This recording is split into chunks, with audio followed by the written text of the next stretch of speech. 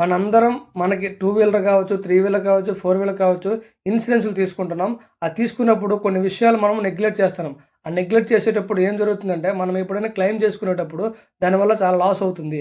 ఇలాగే మనము ఒక వెహికల్‌కి ఇన్సూరెన్స్ తీసుకోవాలనుకుంటే, ఇన్సూరెన్స్ కంపెనీ అనేది మన వెహికల్‌కి ఇన్సూరెన్స్ ప్రీమియంని ఎలా కాలిక్యులేట్ చేస్తుంది అనే విషయాన్ని ఈ వీడియోలో తెలుసుకుందాం.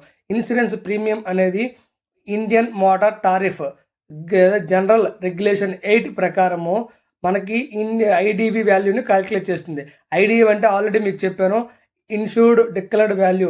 ఆ వాల్యూని కాలిక్యులేట్ చేస్తారు. ఆ వాల్యూ ఎలా కాలిక్యులేట్ చేస్తారంటే, మన వెహికల్ ఏదైతే కొన్నామో ఆ వెహికల్ నుంచి డేట్ నుంచి 6 మంత్స్ లోపు 5% డిప్రిసియేషను, 6 మంత్స్ నుంచి 1 ఇయర్ వరకు 15%, 1 ఇయర్ నుంచి సెకండ్ ఇయర్ వరకు 20%, సెకండ్ ఇయర్ నుంచి థర్డ్ ఇయర్ వరకు 30%, థర్డ్ ఇయర్ నుంచి ఫోర్త్ ఇయర్ వరకు కూడా 40%, ఫోర్త్ ఇయర్ నుంచి ఫిఫ్త్ ఇయర్ వరకు కూడా 50% డిప్రిసియేషన్ లెక్కేస్తూ ఫిఫ్త్ ఇయర్ దాటిన తర్వాత ఏదైతే ఓనర్ ఉన్నాడో ఓనర్కి, అలాగే ఏదైతే ఇన్సూరెన్స్ కంపెనీ ఉందో ఇన్సూరెన్స్ కంపెనీకి మధ్యన మ్యూచువల్ అండర్స్టాండ్తో ఆ డిప్రిసియేషన్ వాల్యూను ప్రీమియంగా సెట్ చేసి అది మనకి ఇన్సూరెన్స్ పాలసీ ఇస్తారు.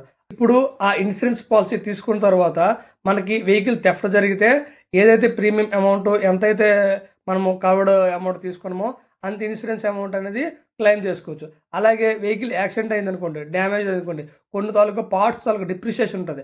ఆ పార్ట్స్ తీసేగా ఎంత వస్తుందో ఏజెంట్ వాల్యూ వేస్తాడో అంతే ప్రీమియం వస్తుంది. అలాగే ఇక్కడ ఇంకొక విషయం మనం గుర్తుపెట్టుకోవాలి. ఎందుకంటే ఇక్కడ ఒక యాడ్ ఆన్ అనేది ఆప్షన్ ఉంది. ఏ add on? Return to invoice. అంటే ఒక వెహికల్ కొన్న డేట్ నుంచి 3 సంవత్సరాలు కొన్ని కంపెనీలు ఇస్తాయి, అలాగే 5 సంవత్సరాలు కొన్ని కంపెనీలు ఇస్తాయి.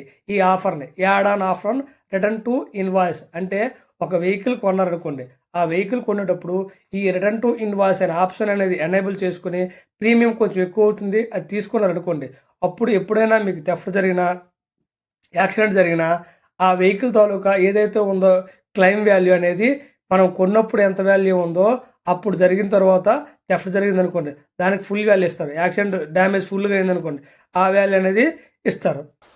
అందుకు ఈ రిటర్న్ టు ఇన్వాయిస్ అనేది మీరు ఏదైతే ఇన్సూరెన్స్ కంపెనీ ఉంటుందో, ఏజెంట్ ఉన్నాడో కనుక్కొని మీరు ఏదైనా కొత్త వెహికల్ ఉండేటప్పుడు ఈ రిటర్న్ టు ఇన్వాయిస్ అనేది ఖచ్చితంగా మీరు తీసుకోవాలి. రిటర్న్ టు ఇన్వాయిస్ వలన ఏదైనా వెహికల్ డ్యామేజ్ అయినా, థెఫ్ట్ జరిగినా ఫుల్ అమౌంట్ అనేది మీకు వస్తుంది ఇన్సూరెన్స్ రెగ్యులేషన్ ప్రకారము. అది మీరు ఒకసారి ఏజెంట్ని కనుక్కొని, ఇన్సూరెన్స్ కంపెనీ కనుక్కొని మీరు చేయండి. ఇది సమాచారం వరకే మాత్రమే నేను చెప్పడం జరుగుతుంది. ఓకేనా?